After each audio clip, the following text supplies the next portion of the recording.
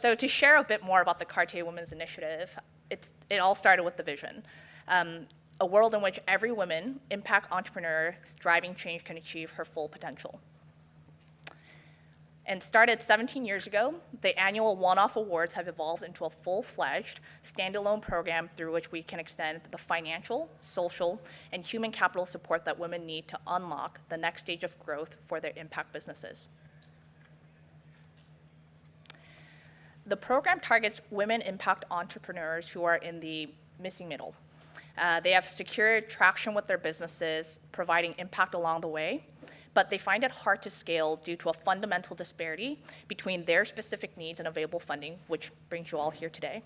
These impact businesses are often too big for microfinance or are too small and high risk for traditional bank loans. They also have different growth, return, and exit potentials than sought by traditional venture capitals. And I would know that. I am one.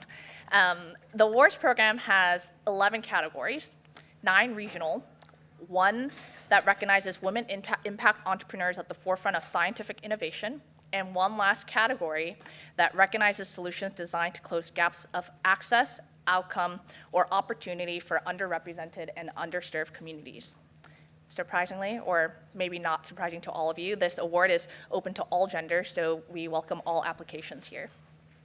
I think I heard claps there. For every edition, we receive over 1,000 applications. Please don't let that deter you. CWI has detailed merit-based selection criteria to narrow this down to 33 fellows per edition. This is not easy, to say the very least.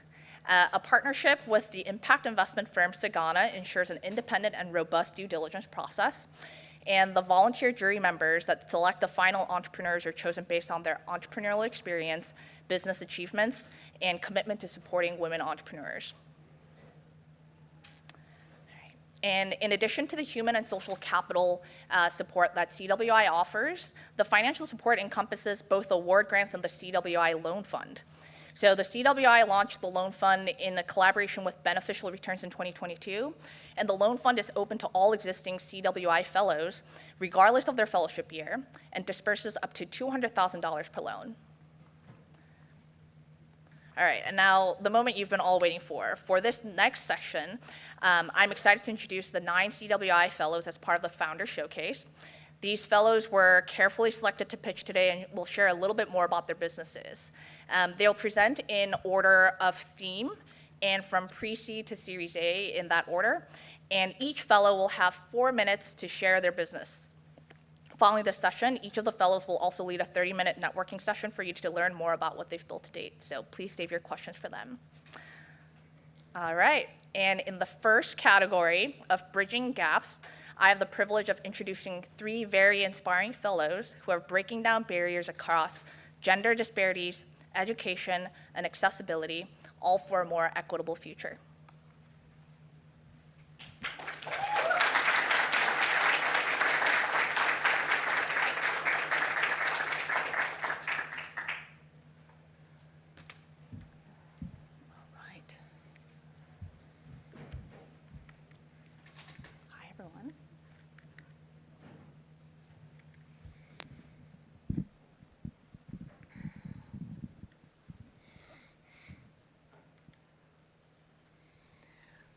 Hi, I'm Julia Taylor, the CEO and founder of GeekPack, where we empower women with digital skills for small business success. Because when women thrive, they strengthen their communities and boost our economy. The one thing they told me not to do.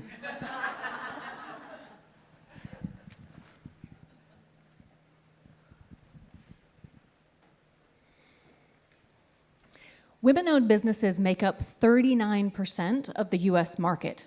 However, they only employ 9.2% of the workforce and generate 5.8% of the revenue. Now, imagine this. If we were to close that gap, we would see an additional $7.9 trillion in additional revenue and create millions of jobs. This is not just a women's issue. This is a huge economic opportunity. So what we need to do is figure out what are those gaps, and we need to address those gaps.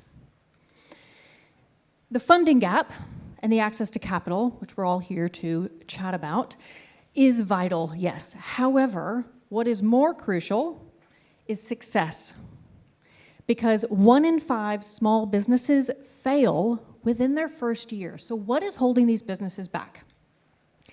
COVID highlighted a huge digital skills gap.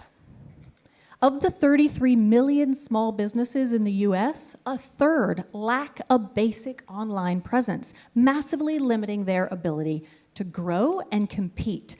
This digital skills gap is even more pronounced with women-owned businesses. And that is where GeekPack comes in. We equip women with essential digital skills, websites, e-commerce, digital marketing, AI, so they can increase their visibility and reach. They can increase their revenue, and they can scale operations. The result? Resilient and sustainable businesses. I'm a military wife, which means I moved a lot and struggled to hold down a job. However, once I found digital skills, I was able to launch my own business. I made $70K in my first year, and that was the seed of inspiration to start GeekPack. Since 2018, we have empowered over 8,500 women to do the same. Like Beverly. She's 73, she's in Jamaica. She is a freelance web developer, topping up her retirement income. And Lizzie, who is a former teacher, and her 17-year-old daughter, Beth, who is on track to make $60K before she even graduates. We have a big vision at GeekPack. We are going to empower 1 million women by 2030 to drive economic growth, to create jobs, and to make the economy more inclusive. But we cannot do this alone. In order to reach those million women, we have launched phase 2 of the business, where we are partnering with nonprofits, women's business centers, military-connected organizations, rural communities, Native nations. By partnering with these nonprofits, we are able to reach thousands more women while also increasing the capacity of those individual nonprofits. Corporate sponsors and foundations are key to the success of our vision. We've been profitable from day one and growing. We did some strategic reinvestment in 2023 in order to get to our phase 2. That has set the stage for growth in 2024 and beyond. Our momentum is strong, and now is the perfect time to join us. With your support, we guarantee real impact with individual lives. We have a proven, trackable program that we have already used with thousands of women. Our ask: we are seeking corporate sponsors who are ready to drive our mission forward and make a real change. So if you want to be a part of that change, let's connect and make it happen. That's my LinkedIn.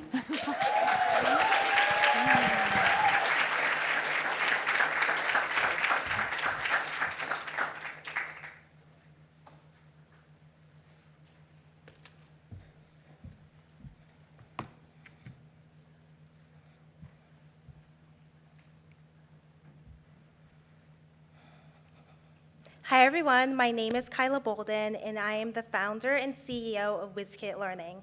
We are an AI-powered e-learning platform that provides coding, STEM, and workforce development programs to students as well as young adults. So before I get into exactly what we do, I want to talk a bit about why I started this company. So growing up, like many of you guys, I did a lot of sports competitively. I did tennis, I was a triathlete, I went on to do cross country and track in college, and it was always really easy for my parents to find experts and coaches to help me further my athletic pursuits, which in turn opened up education opportunities, which then in turn opened up career opportunities. However, this was not the same for my interest in STEM. So I learned how to code at a very young age. I was also really focused in STEM when it came to schools. However, there wasn't much opportunities for me to pursue this interest outside of school. And then, like many women and people that look like me, I was not pushed towards the STEM industry. And years later, students are having the same problem, but this problem is a lot bigger and comes with a bigger cost. So there's a growing skill gap and lack of access to future-focused education in America and really globally. 65% of students today will, or lower elementary students rather, will work in jobs that don't exist yet. Over 75% of teachers don't feel equipped to teach future-focused jobs, as well as the fact that there's a growing teacher shortage. All of this coupled with the fact that AI is changing the job landscape, the career workforce so quickly, our upcoming generation is not prepared for the jobs that are going to be available for them. So we have a solution. We've created a curated online future-focused education platform for children and adults everywhere. We really believe that career readiness and workforce education should not start when you desperately need a job. It should start early. So we have a B2B business model. We partner with schools, nonprofits, and organizations, government entities, to provide turnkey STEM and workforce development, career readiness programs to their students, regardless if this organization has a teacher who is able to teach computer science or these future-focused subjects. We also partner with workforce development organizations and do upskilling as well, too. We do this through our online learning platform that we're really proud of. It provides accessible, adaptable, and it's AI-powered, so it allows for personalization of learning journeys and learning outcomes for students. We have close to 80 courses now that range from cybersecurity, credit-bearing programs so students could actually get credits for their courses, as well as courses in traditional STEM subjects like software development, web development, and et cetera. We have worked with some amazing organizations spanning from large school boards like Toronto District School Boards, City of Dallas, international governments, all working to provide and make sure that the future generation is prepared for the workforce of the future. We are also backed by some amazing VCs. We closed a seed round of $1 million led by New Age Capital, and ECMC and Generator through their accelerator also participated. And we are also an accredited institution, so that means that students are actually able to get credits from the courses that they take with us. And now we're focused on scaling for impact. So we're focused on expanding our self-paced courses as well as our hybrid classes. We are focused on also adding new subjects and more emerging technologies and growing our partnerships so we can make more impact globally.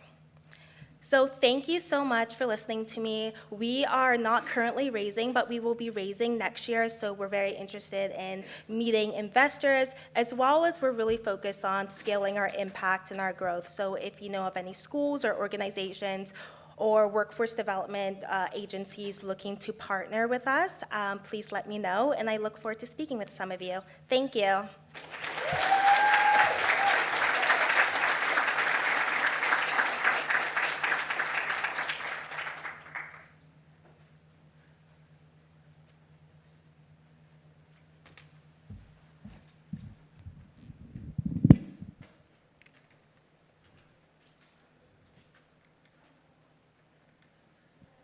Hi, my name is Erica Cole. I'm the founder and CEO of No Limits.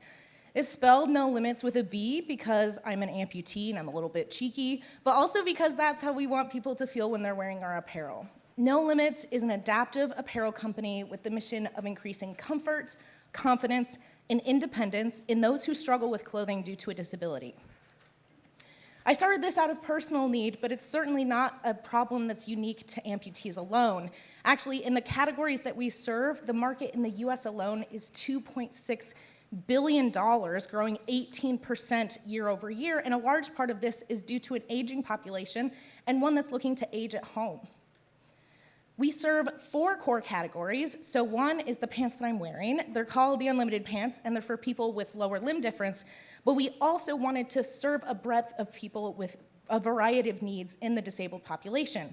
So we introduced a sensory collection that's sensory friendly for people with autism, ADHD, and sensory processing challenges, a wheelchair collection, which I'll talk about a little bit in a moment, and a limited dexterity collection. So often these are folks with Parkinson's or muscle tone challenges that just need simple solutions to be able to get dressed every day.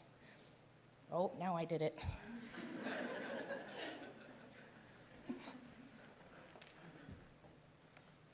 Thank you.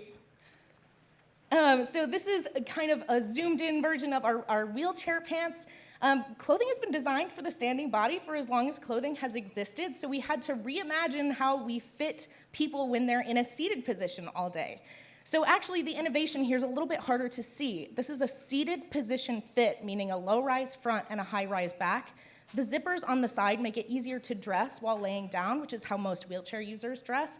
They actually have loops, so if you have muscle tone challenges as well, you're still able to get into these pants. And back pockets on pants can actually cause bed sores in wheelchair users. So we took those back pockets off and put them on the thighs where they're actually accessible for someone in a seated position. And adaptive clothing is not just clothing. It has a lot of benefits. Your clothing is the first opportunity that you have to show someone who you are without using any words at all. And this is an opportunity that people with disabilities now have because of adaptive clothing. But it does some other interesting things as well. It can remove barriers to participation. We designed one of the world's first adaptive jackets in response to a survey that showed that over half of people with disabilities cited saw appropriate outerwear as a barrier to participation in winter activities. But it's not just winter activities. It's clothing to go on a date or sit in a boardroom. Adaptive clothing can also increase a level of independence. For a lot of folks, this means being able to dress or use the restroom completely independently where they weren't able to before. And the fourth one we're still working on. We believe that if we can improve someone's independence and quality of life, we can thereby impact their long-term health outcomes. We are now doing these studies with large healthcare organizations like Hanger Clinic to prove the connection between adaptive apparel and health outcomes in order to build a case for FSA, HSA, and insurance reimbursability of adaptive apparel items. And we've had tremendous commercial success as well. So we started as a D2C brand, but we now have partnerships with Walmart, and I'm actually going on QVC on November 11th at 7 a.m. with our adaptive jacket that I was talking about. So if you need a new jacket, it's phenomenal whether you have a disability or not. We have reached 30,000 people in 2024, and we're actually on pace to 10x that next year because of the partnerships that we have. Thank you. And we are so close to finishing our fundraise. We're raising a $2.5 million Series A. We have $300,000 left in that round. I would love to fill it in with some social impact folks, so if you have interest in participating, please let me know. That QR code is also my LinkedIn. And thank you so much, and thank you to Cartier Women's Initiative, too. It's truly been a life-changing experience.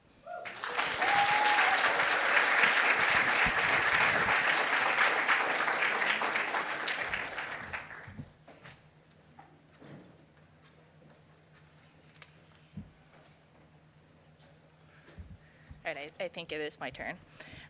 Well, thank you all. For the next category in creating opportunities, these three visionary fellows have developed community-centered solutions, all driving impact through technology to generate sustainable change. I'll leave it up to Dora.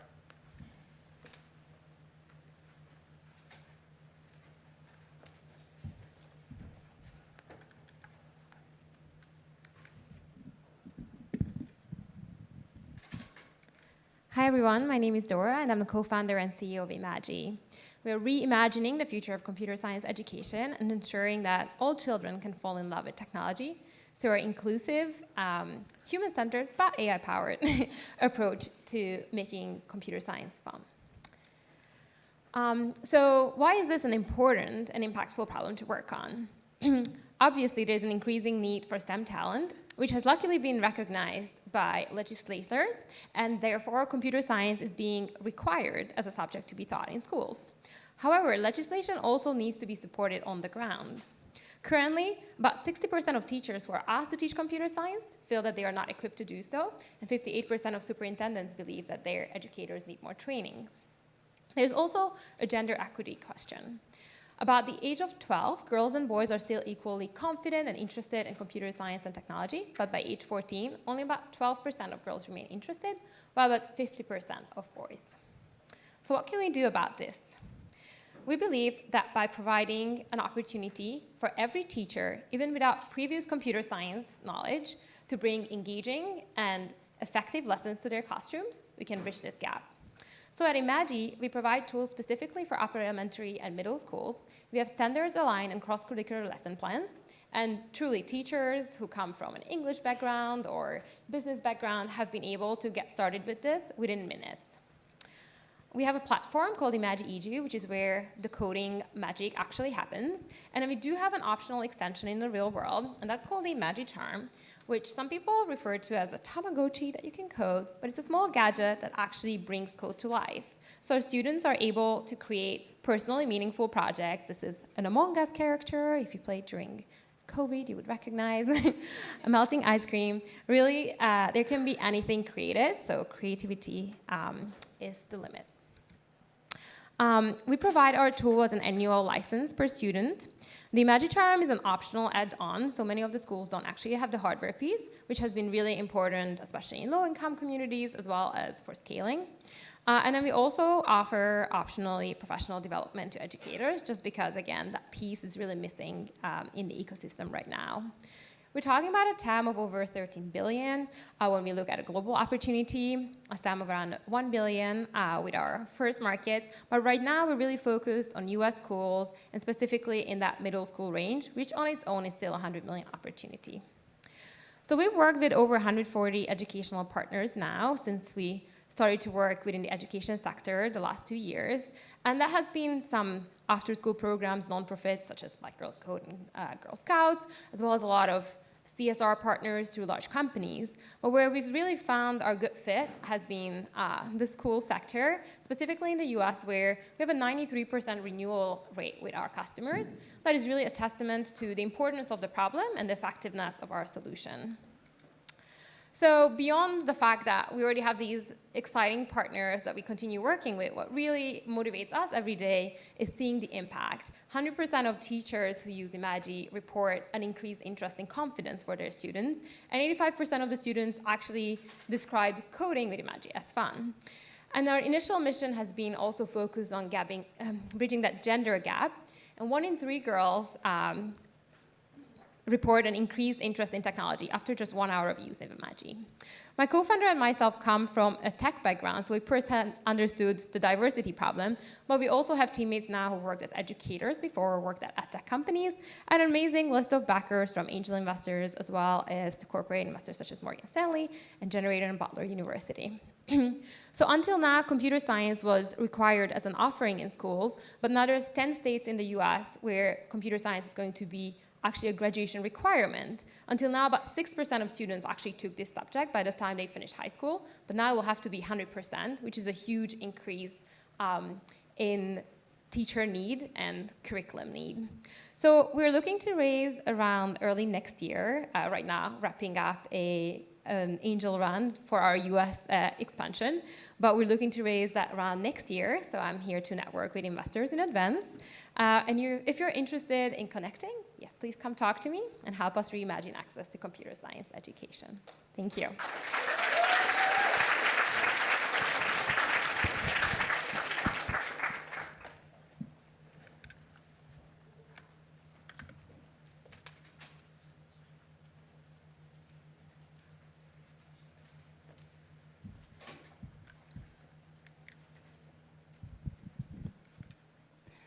Hello, everybody. I'm Mercedes. I'm from Latin America, from Argentina, and I'm the co-founder and CEO of Quipu.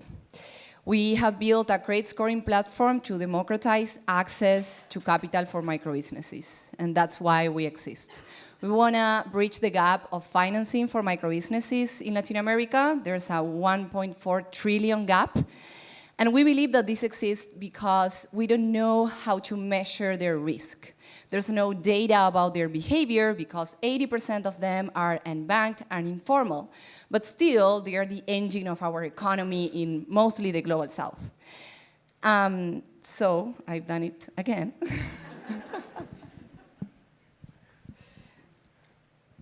Okay, so we discovered how to fill this gap through research and implementation. So let me tell you the story of Rosa, one of our clients. She's based in Colombia on the Caribbean coast, and she has a factory, sewing workshop where she builds, she creates handbags and those kind of stuff from her home. She sells on Instagram.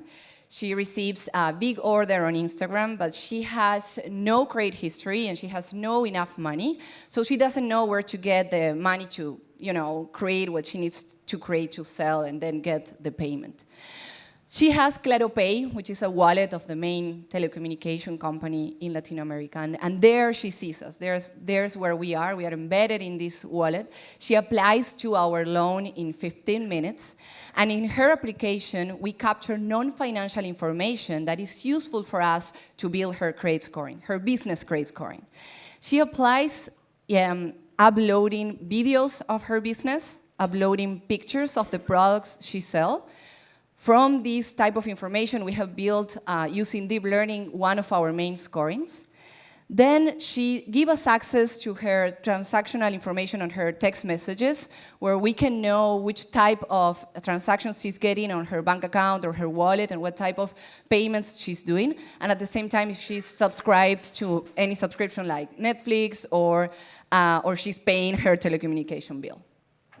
We also looked at her social media, her business social media, her network, and other financial information that allow us to build from scratch, from zero, her credit scoring for her business. So she starts building her business credit score, and at the same time, she accesses her first loan with us. In this case, it was a $100 loan.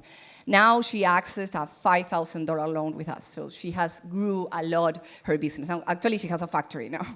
So, but in this process of accessing money, we understood that this is not enough, that we need to support these businesses in other ways. So we have built a bot on AI, using Gen AI actually, that helps them with their management of their business and their finances. So they can send voice notes to the assistant, they can get as a response voice notes, they can send pictures, videos, it helps them with her marketing and everything they need for their business.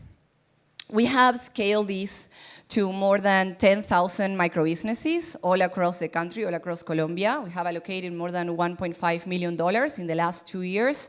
And we have proved that the scoring we have built allows us to approve or disapprove clients in less than 10 seconds. Like, this is immediate, right?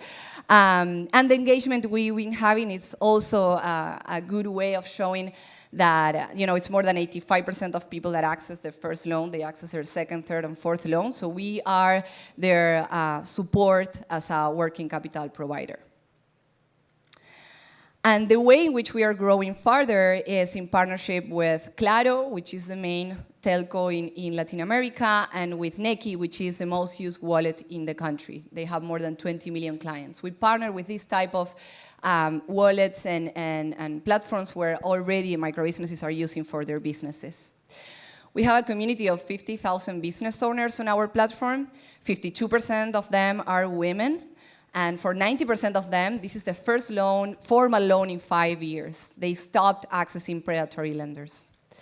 We are scaling our solution with other broader, with wallets, with telcos and microfinance institutions offering our technology, so then they can also accept this type of population into their financial services. We are a really strong team with AI background and microfinance background. We have really good investors, and I want here to offer you the opportunity to join us in our seed round extension. It's a $1 million round, and we have 50% of it left. Thank you.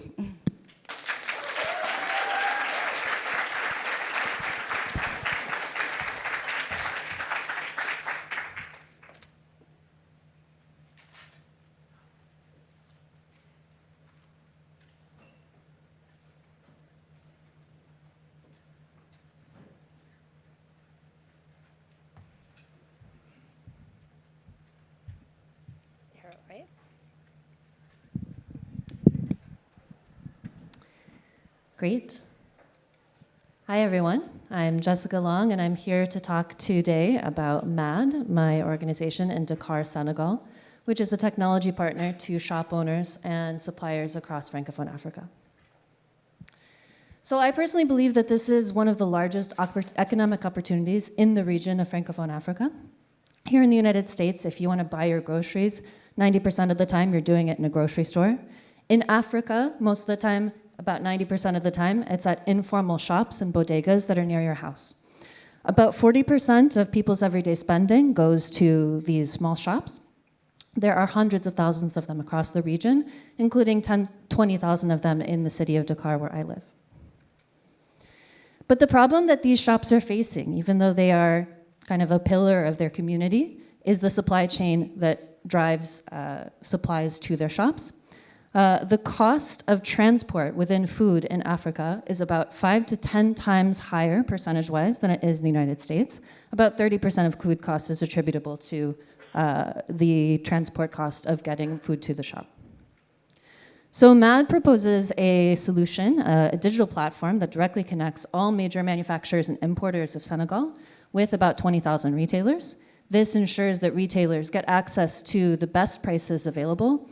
We offer formal business services to them, and manufacturers and importers are able to access the full market of a very fragmented retail side and make sure that the products that they're producing locally are accessible to the people who need them.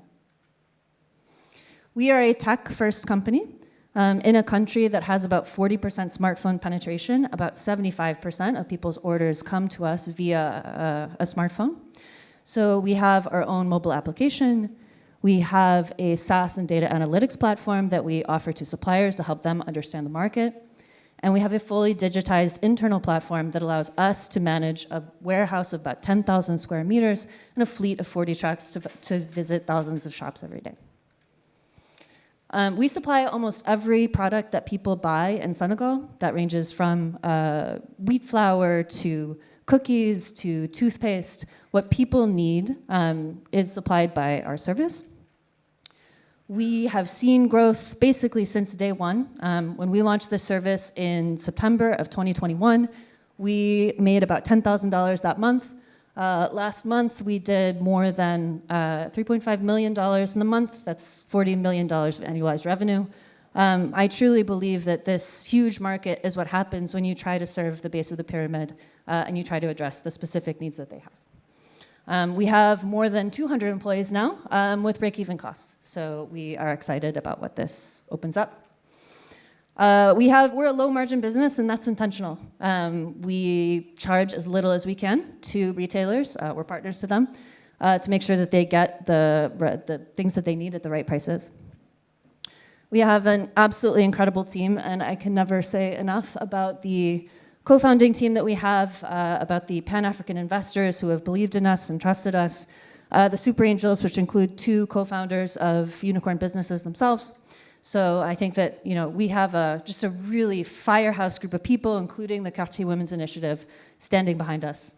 I'm excited about what we're building, right? I'm a technologist myself, and I think that the fact that we have built these end-to-end digitized workflows for semi-literate staff, for people who have never had software built for them, it's really exciting to work on.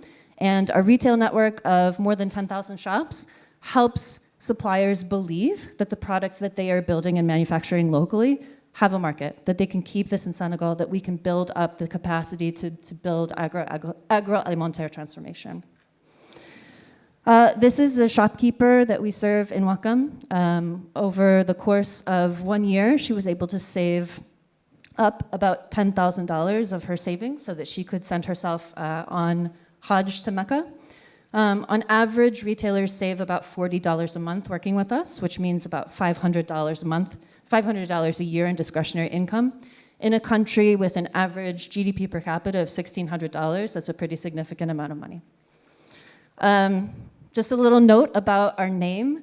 Maad is a sweet and sour fruit that's sold on the streets of West Africa. For us, it's a symbol of ambition. We want to be the Weda, the Maad, the Molombo of Senegal, Cote d'Ivoire, Cameroon, and the Congo. We want to prove that technology can be built from places outside of Silicon Valley where we're standing right now.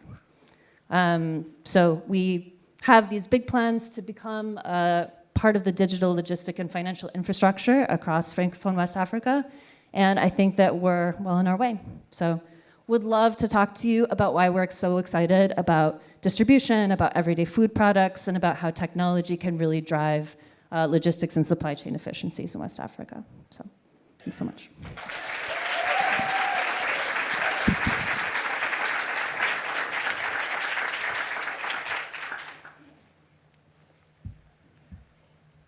All right. In this last category, we have 3 fellows who are disrupting their respective industries, ranging from consumer goods, food production, and textiles. These women are putting people and the planet first.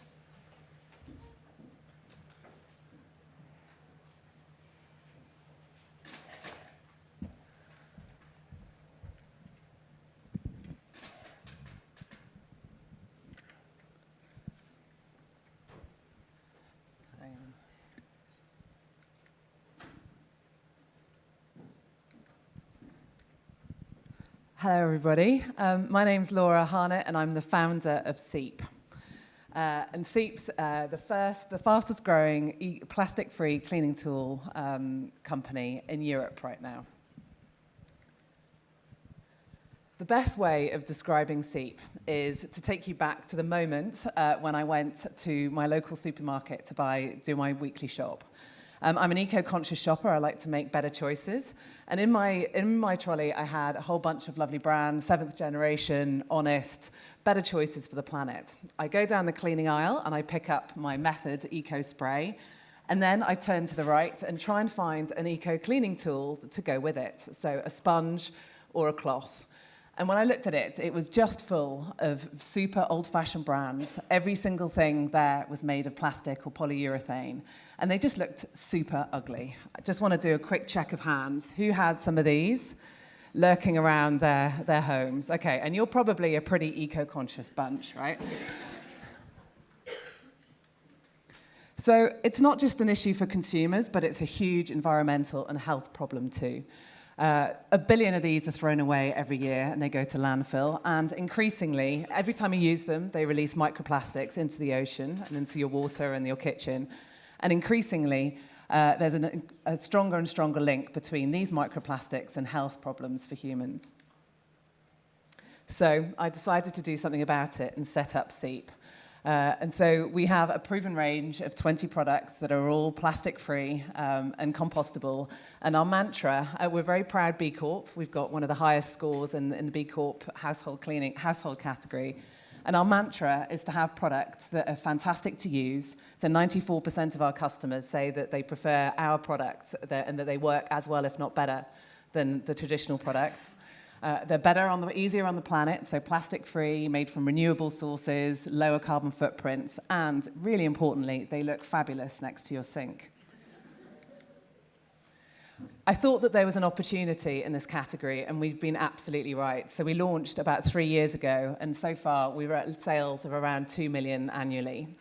And really excitingly, we're about to launch in the UK's largest supermarket across 550 stores. We've got 60,000 customers buying from us regularly with really high repeat rates and increasing brand awareness and customer love.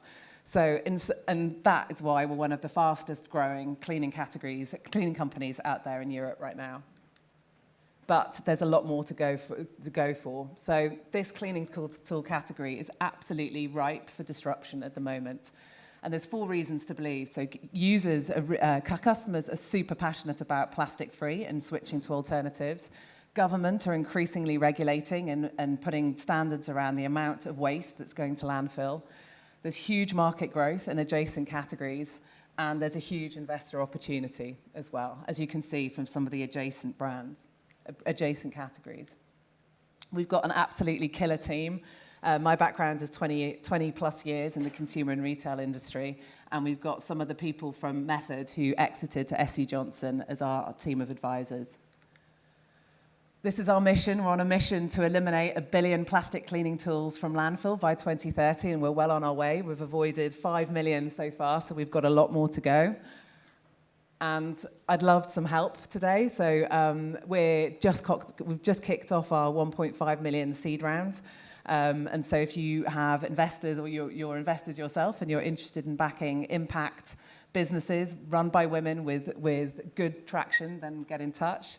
Any advice to people who understand this industry, particularly in the US? And lastly, I have some samples for quite a few of you to take. I don't think I've got quite enough for everyone in the room, but I've got quite a few. So thank you.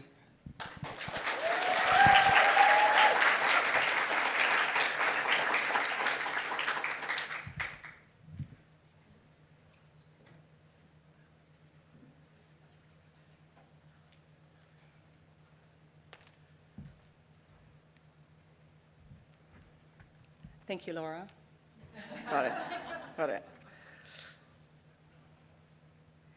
Hi, everyone. My name is Claire Van Enck, and I am the founder and CEO of Farm to Feed, the odd-looking solution to food loss.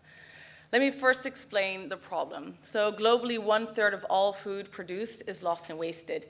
And when we zoom into sub-Saharan Africa, half of fruits and vegetables does not reach the consumer, half. This is an incredible amount of food and tonnage. This has an impact, of course, on the economy on a micro level, on the individual farmer, but also on a macro level. It is climate change, of course. 10% of global greenhouse gas emissions comes from food loss and waste. And lastly, we have a huge food insecurity problem. 1 out of 3 Kenyans faces food insecurity. So what is food loss and why does it exist? Well, in countries that are especially dependent on smallholding farming, there's a lot of inefficiencies. So farmers deal with aesthetic preferences from consumers like they would do here, but there's also impact of droughts, of too much flooding, unpredictable weather, lack of quality inputs, so a poor seed gives you a smaller onion, et cetera, et cetera. So we are making this problem the solution. We can tackle climate change, boost farmer incomes by giving value to food that didn't have value before, improve food affordability, and collect granular data on the drivers of food loss while we're running this platform.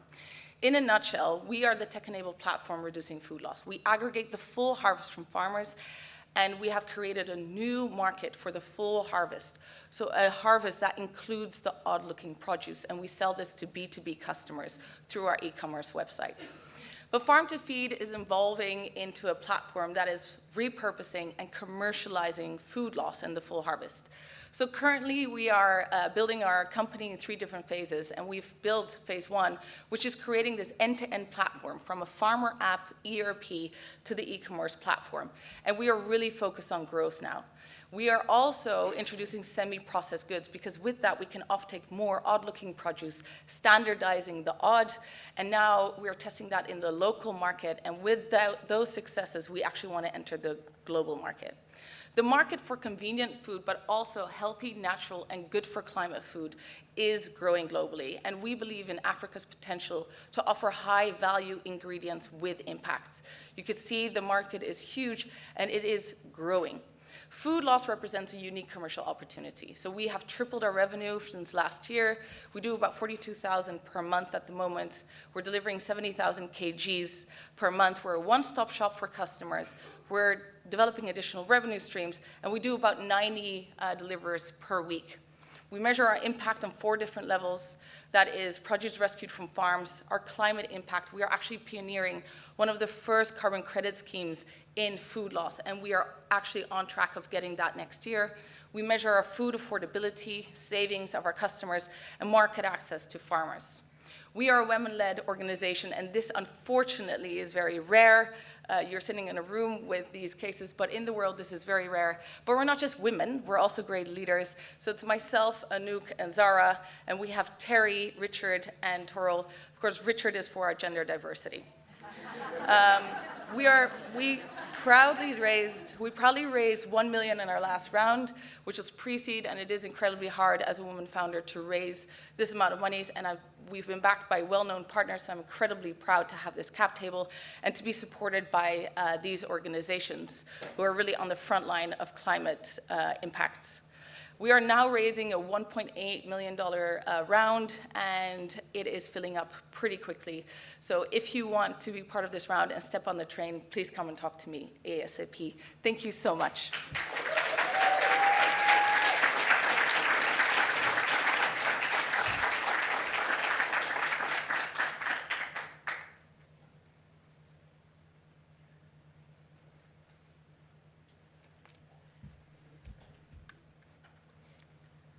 Hi, everyone. I am Mira from Biophilica. And I think I'm going to go like this. Yes.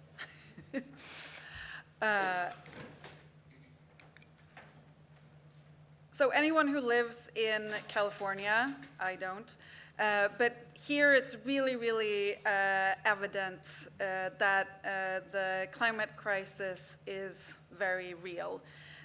We went hiking this weekend and took a picture of this scorched dead tree from a forest fire.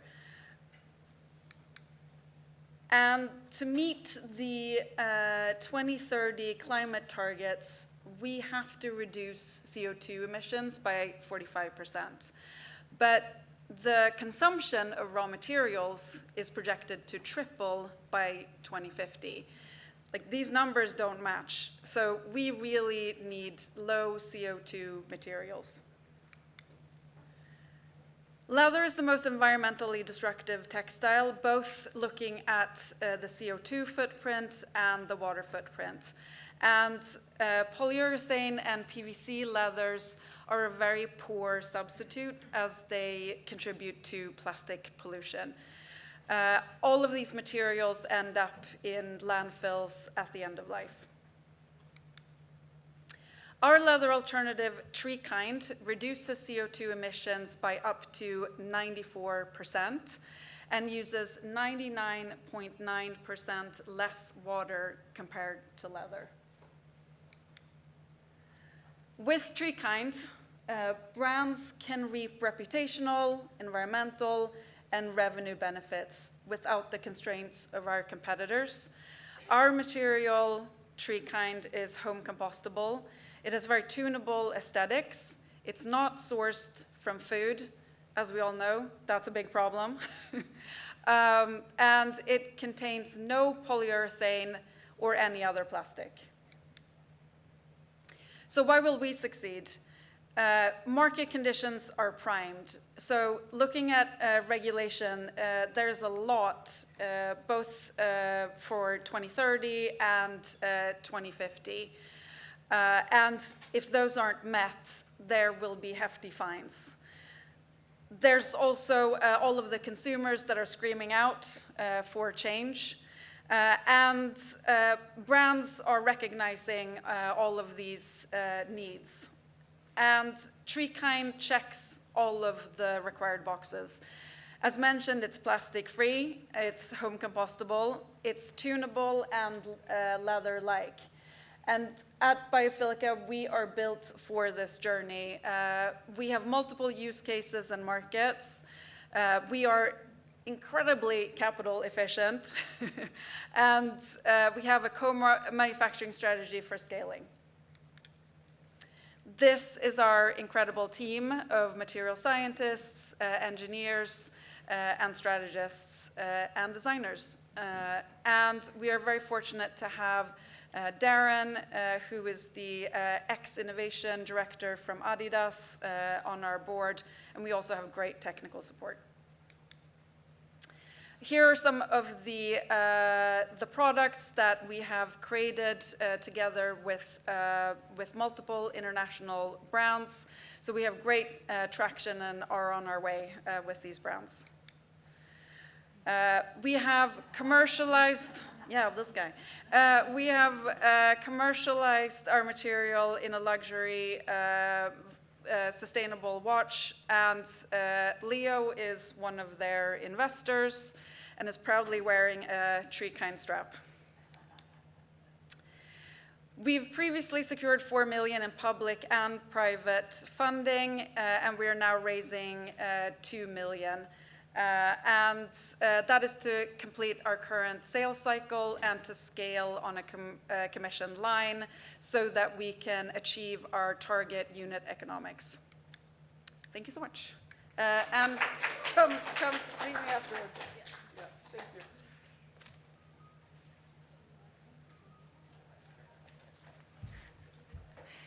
All right, thank you, fellows. How about we give another round of applause for them?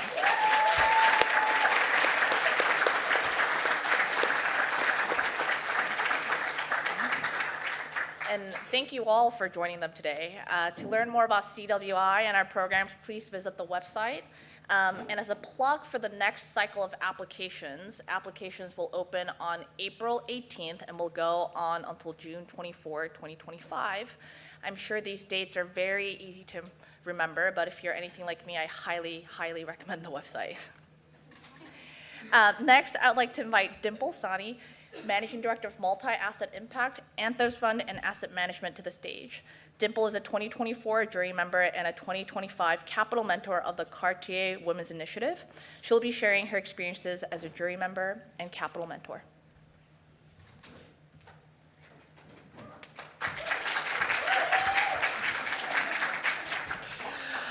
Thank you so much. It's so nice to see some familiar faces in the audience. I used to live in the Bay Area until 10 years ago, and now I'm based in Europe, in Amsterdam. In the late 90s, I was here as a female social entrepreneur in the ed tech space, doing a B2B business. So I remember during that first dot-com boom and bust, what the reaction was to seeing a female founder and how hard it was to fundraise. I came back in the mid-2000s after business school to be a female venture capitalist and an impact investor. And I also saw how challenging that can be to raise funds. So suffice it to say, when the opportunity came around to be a mentor in this program for Cartier Women's Initiative 5 years ago, I thought it was really appropriate to try and pay it forward because I had so much empathy for the journey that women go through. What's wonderful about being a jury member is, and now I live in Europe, so 3 of the fellows who just presented were in the cohort where I was helping mentor them on their business plans. So Dora, Laura, and Mira. So proud to see how you guys are continuing to evolve and pivot and grow and scale your businesses. So it's so wonderful to participate with CWI. They're doing it through their businesses, but you can also do it as a mentor, you can do it as a jury member, you can do it as a coach. And now they created this new role called the capital mentors for people who are from finance and investing, because this marketplace of like where to raise money, how to raise money, what kind of money to raise, it's getting increasingly more and more complicated and more challenging.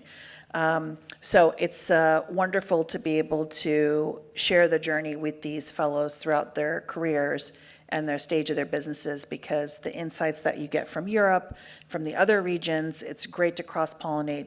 And I think it's really important to share the secret handshake with these women, to share all the blue chip networks for those of us who went to great schools and are part of other fellowship programs, because all this information can be largely siloed. So congrats to CWI and for SOCAP to partnering, to also blowing the door wide open on these types of entrepreneurs. We need more of them. And I just wanted to say it's wonderful to participate, and I look forward to having many more touch moments with Cartier and at SOCAP.